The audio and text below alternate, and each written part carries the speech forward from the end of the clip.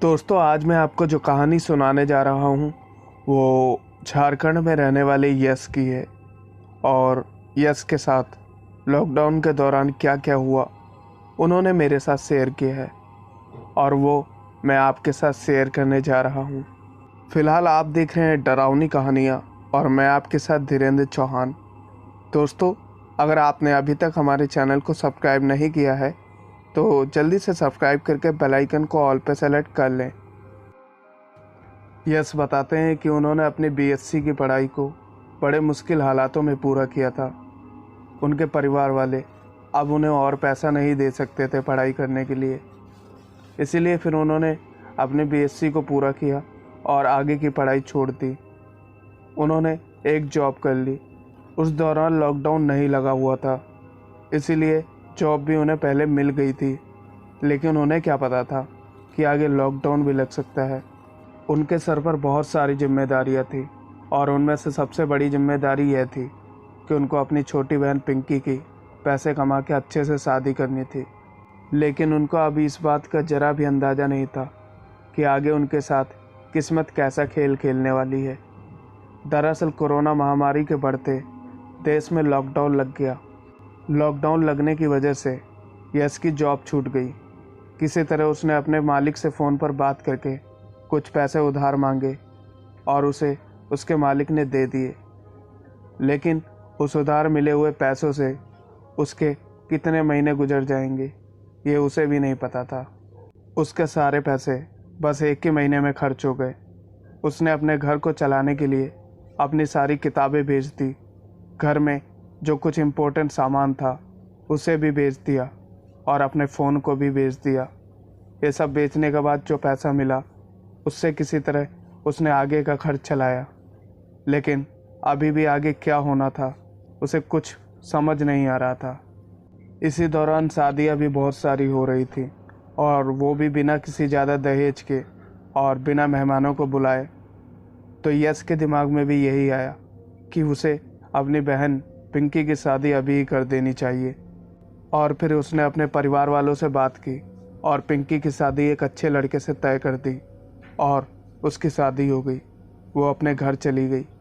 अब यश की जो सबसे बड़ी जिम्मेदारी थी वो पूरी हो चुकी थी, लेकिन आगे भी उसे और कई सारी जिम्मेदारियों को पूरा करना था। इसीलिए जैसे ही लॉकडाउन हटा, यश के मन में एक आइडिया आया कि वो अब कोई भी जॉब नहीं करेगा, वो अपना ही काम करेगा, चाहे वो कुछ भी हो। यश के गांव के पास से ही एक हाईवे गुजरता था। यश ने वहां पर एक पुराना बना बनाया ढाबा खरीद लिया। वो भी काफ़ी सस्ते में मिल गया था, लेकिन फिर भी उसके दोस्त और परिवार वाले ये कह रहे थे कि ये ढाबा मत खरीदो, अपना पैसा बर्बाद मत करो। लेकिन यश ने रिस्क लिया और ढाबे को शुरू कर दिया। यश का ढाबा अब ठीक ठाक तरीके से चल रहा था और उससे ठीक ठाक पैसा भी आ रहा था, इसीलिए अब वो उसी पर काम करना चाहता था। उसने अपने ढाबे पर एक नौकर भी रख लिया जिसे वो अक्सर छोटू छोटू कहकर बुलाया करता था। जहाँ पर यश का ढाबा था वो इलाका थोड़ा सुनसान और जंगली टाइप था।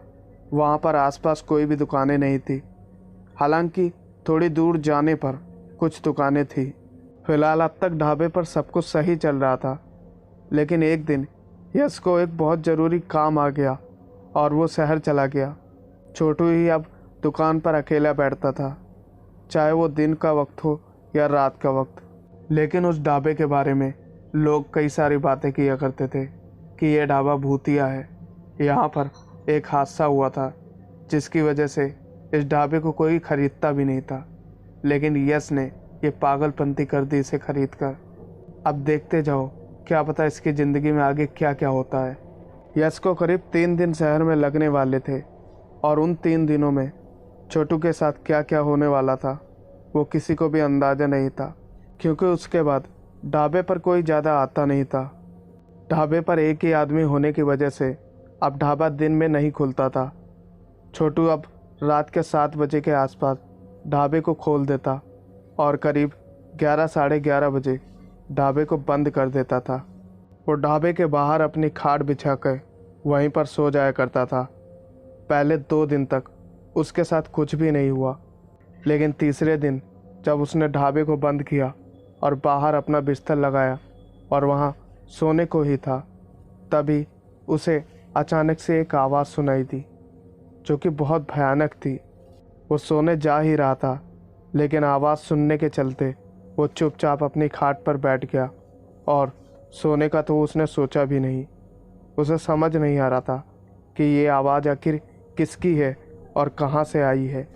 वहाँ बिल्कुल अंधेरा होने के कारण उसे कुछ भी नहीं दिख रहा था, बस काली काली झाड़ियाँ और कुछ पेड़ दिख रहे थे।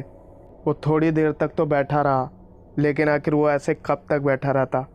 इसीलिए उसने सोचा कि चलो छोड़ो, जो भी होगा देखा जाएगा, और वो अपने खाट पर आराम से सो गया। रात के करीब 3 बजे के आसपास फिर से उसे वही आवाज़ सुनाई दी, और वो आवाज़ इस बार बहुत ज़्यादा तेज़ थी और भयानक थी। उसे समझ नहीं आया कि ये आवाज़ आखिर कहाँ से आई। लेकिन फिर रात को करीब 2 या 2:30 बजे के आसपास छोटू की नींद खुल गई और वो पानी पीने के लिए उठा। पानी पीने के बाद वो दोबारा जैसे ही सोने जा रहा था, उसे वही आवाज़ दोबारा से सुनाई दी। वो आवाज़ काफ़ी तेज़ और भयानक तरीके से आ रही थी।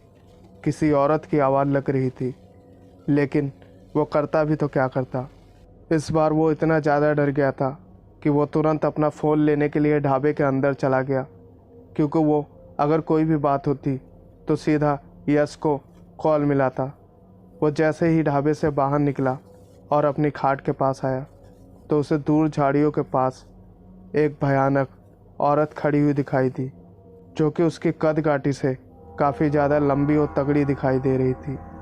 वो उसे देखकर वहीं पर बेहोश हो गया।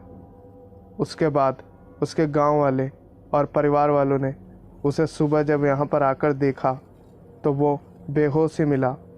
सुबह जब कुछ देर बाद छोटू को होश आया तो उसने ये सारी बात अपने परिवार वालों को और कुछ गांव वालों को बताई। उसके बाद दोपहर तक यश भी आ चुका था। उसे भी इस बात के बारे में सारी भनक पड़ चुकी थी। यश के वहाँ पर आते ही उससे कई सारे लोगों ने कहा कि हमने तुम्हें पहले ही बताया था कि ये ढाबा भूतिया है, ये बिल्कुल भी सही नहीं है, तुम्हें इसे बंद कर देना चाहिए। लेकिन यश को पैसा कमाने का कोई और ठीक जरिया नहीं दिख रहा था, और इसी वजह से उसने उस ढाबे को बंद करने से साफ इनकार कर दिया। लेकिन उसने पूजा पाठ कराने का फैसला किया। उसने वहाँ पर एक बड़ा हवन करवाया। उसके बाद से ऐसा कुछ भी नहीं होता वहाँ पर। अब सब कुछ ठीक चलता है और यश की अच्छी खासी कमाई भी हो जाती है।